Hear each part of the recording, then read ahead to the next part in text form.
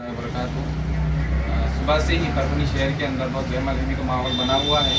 हज़रत मौलाना PM मुज़म्मिल साहब का कल रात 4:30 बजे के तकरीबन आसपास एक्सीडेंट हुआ, जिसके अंदर परभनी शहर के अंदर एक गम का माहौल भी है।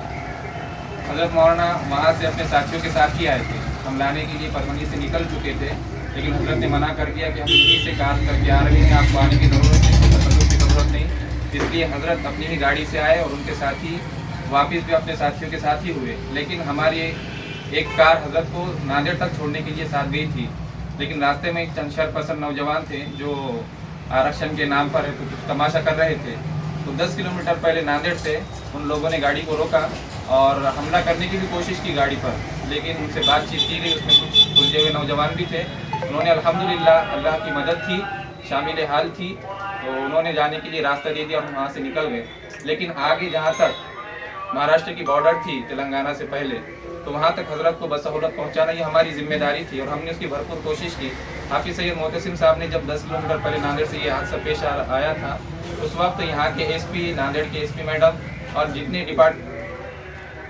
भी डिपार्टमेंट के लोग थे, उन तमाम से रब्ता करके अल्हम्दुलिल्लाह इन तमाम लोगों ने भी ताउन किया और उन्होंने यकीन दिलाया कि इंशाअल्लाह जहाँ तक हो सकता है हम अपनी ज़ात से हज़रत को बसहूलत हैदराबाद तक पहुंचाएंगे, महाराष्ट्र से निकालने की कोशिश करेंगे। बहरहाल हज़रत को हमने नांदेड़ के आगे भी 10 किलोमीटर तक छोड़ा। वहाँ हज़रत ने बोला कि हम यहाँ से जाते हैं, अब ज़रूरत नहीं है। हम वहाँ फिर भी रुके रहे, हज़रत से मुस्तकिल रब्ता करते रहे और कुछ दूर तक गाड़ी का पीछा भी किया हमने। तो हज़रत ने कहा कि आपको इजाज़त है, आप रवाना हो सकते हैं, आप वापस लौट जाइए, अब हम यहाँ से जाते हैं। और मुस्तकिल रब्त में रहे हज़रत के साथ। अल्हम्दुलिल्लाह हम जब लौटे, नांदेड़ जब पहुँचे वापस, तो हज़रत देगलूर पार कर चुके थे अल्हम्दुलिल्लाह। लेकिन आगे सफ़र चलता रहा और हम लोग भी वापस जब आए परभनी, तो मुफ्ती तला साहब जब परभनी पहुँचे, तकरीबन हम 3:45 बजे परभनी में पहुँचे। मुफ्ती तला साहब ने पहुँचने के बाद पहले हज़रत को कॉल किया कि हज़रत क्या हाल चाल है, तो हज़रत ने फ़ोन नहीं उठाए। लेकिन 5 मिनट के बाद हज़रत का दोबारा कॉल आया और हज़रत ने कहा कि हमारा एक्सीडेंट हो गया है।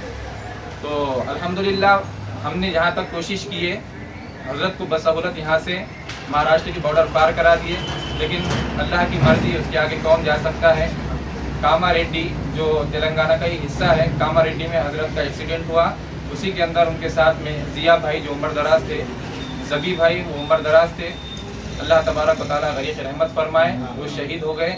और हज़रत वाला को बहुत ज़्यादा ज़ख़म लगा है, सर में कुछ टाँके लगे हैं और जिस्म के कई आज़ा पर हज़रत को ज़ख़म लगे हैं। लेकिन अल्हम्दुलिल्लाह हज़रत बख़ैर व आफ़ियत है। अल्लाह तबारक व तआला से दुआ है कि अल्लाह तबारक व तआला जल्द अज जल्द तमाम को शिफ़ाए कामिला दायम आजिला मुस्तमिर्रा नसीब फरमाए। और इसी के साथ शहरियान परभनी से भी हम दरख्वास्त करते हैं कि हज़रत के लिए दुआ करें कि अल्लाह उनको सेहत अता फरमाए। और जो माहौल चल रहा है गहमा गहमी का, बहुत सारे कॉल्स बाहर से भी आ रहे हैं, कर्नाटक से भी कॉल आए, फ़िक्र करने की ज़रूरत नहीं है। अल्हम्दुलिल्लाह अभी हज़रत बख़ैर व आफ़ियत है, बस हम उनके लिए दुआ करें। और इंशाअल्लाह सुबह से हम कोशिश में लगे हुए, हमारे डेलीगेशन साथी जाने वाले हज़रत की मुलाकात के लिए, हज़रत की खैर व आफ़ियत मालूम करने के लिए। बहुत जल्द हमारे साथी भी यहाँ से निकल जाएंगे। आप लोग दुआ करते रहें। जज़ाकुमुल्लाहु खैरन कसीरा।